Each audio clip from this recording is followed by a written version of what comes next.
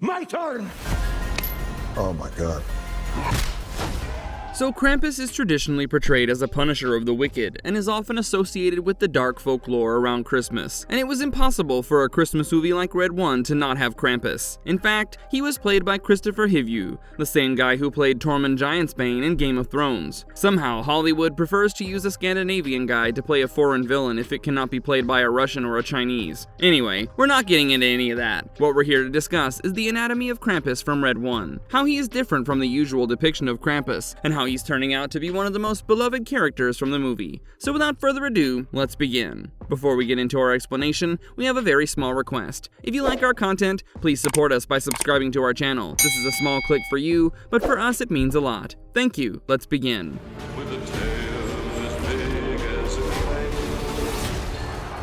His horns are his most intimidating feature. One may disagree, but I believe Krampus' horns are really what make him frightening and monstrous. They're large and curling backward, and in a way, this design is both majestic and intimidating. This is a classic demonic or faun-like feature that reinforces his role as a supernatural enforcer. The horns are thick at the base, which only means that they could potentially be used in combat or intimidation. I mean, imagine if Krampus runs at you with his full might. You would hardly stand a chance, and even a lot of these supernatural guys would find themselves wetting their pants. The horns also serve as a symbol of his otherworldly origins, and represent a connection to darker forces. You know, like they make him look pretty damn satanic. And what makes it all the more awesome is the fact that it's all real, no CGI. Here's what Tormund Giantsbane had to say about his makeup. It's 100% real. It's me behind the clothes and mask that took hours to put on every day. You can see when the camera zooms in on the face. You see the eyes, you see the pores. It's 100% the real thing. So yeah, Kristofer really put in the hard work and sat in the makeup chair for hours to look like he does. What about his fur and skin texture? Krampus has a layer of thick fur covering parts of his body, particularly around his neck, shoulders, and legs. The fur likely serves practical purposes as insulation, as he lives in icy and mountainous Germany. But of course, it helps with his eerie outlook and appearance. I mean, what's a winter demigod if he doesn't wear fur and leather, right? The fur looks coarse, like that of a wild animal, and was designed to withstand harsh weather and maybe even some degree of combat. I wouldn't be surprised if Krampus' clothes had some kind of magical abilities. Now, moving to his skin, it appears rugged with a rough, leathery texture, which obviously enhances his durability. This type of skin could act as natural armor and provide the much-needed resistance against both physical and magical attacks. And yet, Krampus is ripped and lean for his size. I mean, you can see his veins protruding out of his skin, which tells me that the big guy works out big time. How tall is Krampus? Now, in one of the scenes, Krampus and Callum Drift, played by Dwayne Johnson, have a face-off. The two of them smack each other on the face to see who lasts longer. In this scene right here, we see Callum and Krampus standing closely. Now, Dwayne Johnson, who stands at around 6'5", gets dwarfed by Krampus, so I'm guessing he stands anywhere between 8 and 10 feet. And it only makes sense because Krampus is, at the end of the day, a supernatural monster, a demigod.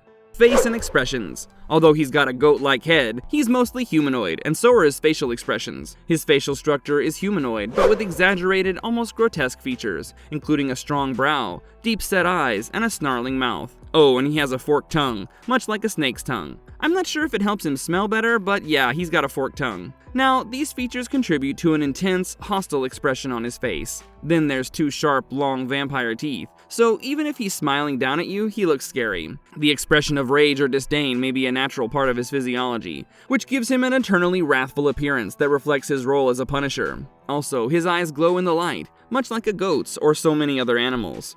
What's the possible meaning of the chains and shackles? He wears these chains and shackles, and something tells me that they're more than just accessories or binding mechanisms. It seems that they represent a more tumultuous time in his life. Maybe he was imprisoned or constrained in the past, and although he broke free to carry out his duties, he wears the chains as a reminder of those times. In the movie, they said that Krampus and Santa started the whole gig together, and later they had a falling out of sorts. I assume this was his prison, having to work with an elder adopted brother who did not fully understand him. On the contrary, they may serve another purpose as well. They may symbolize his role as a warden or captor of the wicked, or perhaps they carry enhancements that amplify his strength or aggression.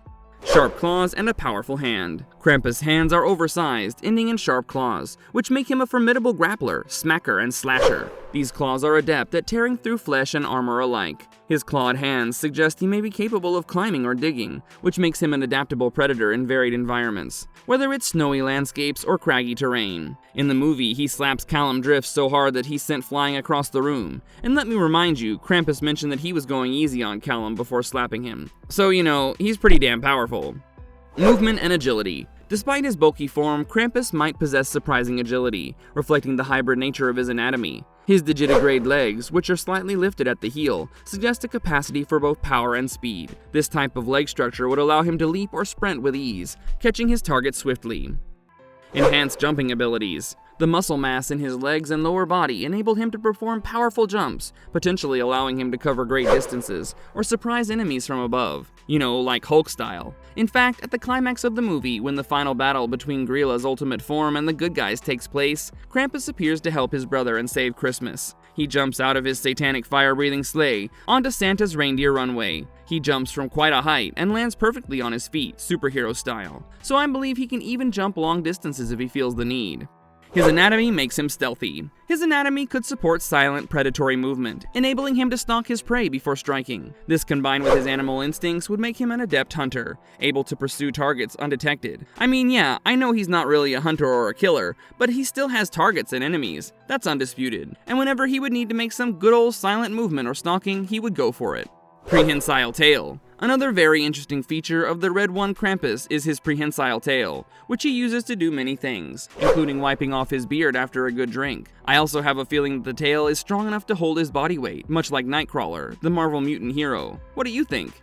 Pain tolerance and regeneration. Given Krampus' mythical roots, he also possesses various forms of supernatural resistance. His robust, muscular body and thick skin mean a high tolerance for pain, likely allowing him to withstand significant injuries without faltering. He did get knocked down when Callum used his magical bracelet to slap him, but I'm sure there's much more to Krampus than meets the eye. Krampus may also have regenerative abilities, slowly healing wounds over time, which would make him nearly unstoppable in prolonged encounters. He did stand strong before Grilla too, as in when he took the whole monstrous forms and all that.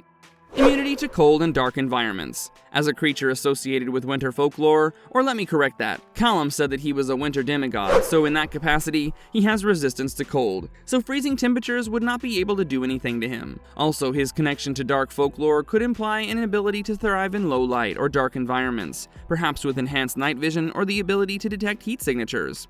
Detection of sins or negative emotions. Now, the movie gives us a backstory on Krampus. As I mentioned earlier, it says that Santa and Krampus started the gifting thing together, right? And then later on, Krampus started to pin down a list. The naughty list. So how did Krampus know about these naughty children? Well, of course, he has an inherent ability to sense wrongdoing, negative emotions, or sins in others. This would be similar to a predator honing in on the scent of fear, which allows him to track down individuals who fit his criteria for punishment. I mean, it is the same way that Santa knows the good things that kids do. It's all supernatural. We don't have to get into the basics of any of it. Dark magic or curses. He may possess some level of dark magic or the ability to curse individuals, as Krampus is often depicted as a punisher of the wicked. This could manifest as binding spells, paralysis, or fear-inducing enchantments that make his job as an enforcer even more effective. But I believe the movie's Krampus was largely a decent guy, as in, he wanted to dole out punishments, but not too much of it, or at least nothing too harsh. In fact, he had a rather confused mind and definitely didn't know where to put his loyalties.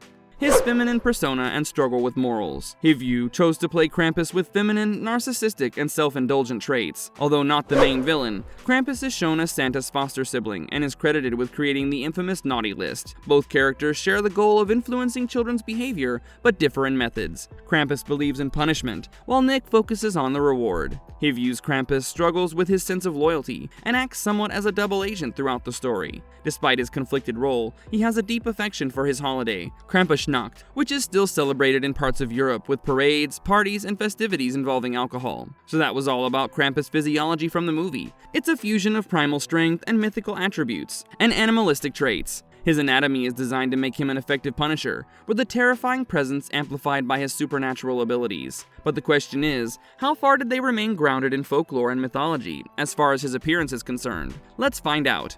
Krampus in folklore. Krampus appears in many forms, but most share certain physical traits. He's typically hairy, with fur that is brown or black. One of his feet is cloven like a goat's hoof, and he sports goat-like horns. He has fangs and a long, pointed tongue that hangs out of his mouth. He carries chains, which are thought to symbolize the Christian church's binding of the devil. Krampus shakes these chains for dramatic effect, sometimes adding bells of various sizes. He also wields a bundle of birch branches, occasionally using them to swat misbehaving children. In some versions, the birch branches are replaced by a whip. On Christmas Eve, Krampus travels with a sack or basket strapped to his back. This is used to carry off naughty children, whom he might drown, eat, or take to hell. Older stories mention that he puts misbehaving kids into his bag and takes them away. This trait is also found in other companions of St. Nicholas, such as Zwarte Piet. Since we're already on the subject, why don't we also take a quick look at what is Krampusnacht? In parts of Europe, the feast of St. Nicholas is celebrated on December 6th. The evening before, December 5th, is known as Krampus Night, or Krampusnacht. On this night, the fearsome hairy figure of Krampus appears in the streets. Sometimes he accompanies St. Nicholas. Other times he travels alone, visiting homes and businesses. St. Nicholas typically wears the vestments of an Eastern Rite bishop and carries a golden ceremonial staff. Unlike the North American Santa Claus, who deals with both good and bad children, St. Nicholas in these traditions focuses on rewarding the good, while Krampus takes care of the naughty ones. St. Nicholas gives out gifts, whereas Krampus delivers coal in the root, a bundle of birch branches. A seasonal play called the Nikolaspiel, or Nicholas Play, became popular in the Alpine regions. Inspired by paradise plays that depicted Adam and Eve's temptation, these performances featured a competition for human souls and explored moral themes. In these plays, St. Nicholas rewarded children for their scholarly efforts rather than just good behavior. This theme gained traction in Alpine areas where the Roman Catholic Church had significant influence. Existing pagan traditions in the Alpine regions eventually intertwined with Catholicism. People would dress as a devilish figure named Perched, a two-legged, goat-like humanoid with a long neck, and wear animal furs. They participated in processions known as Perchtenlaufen, considered earlier versions of the Krampus runs. The Catholic Church viewed these events with suspicion,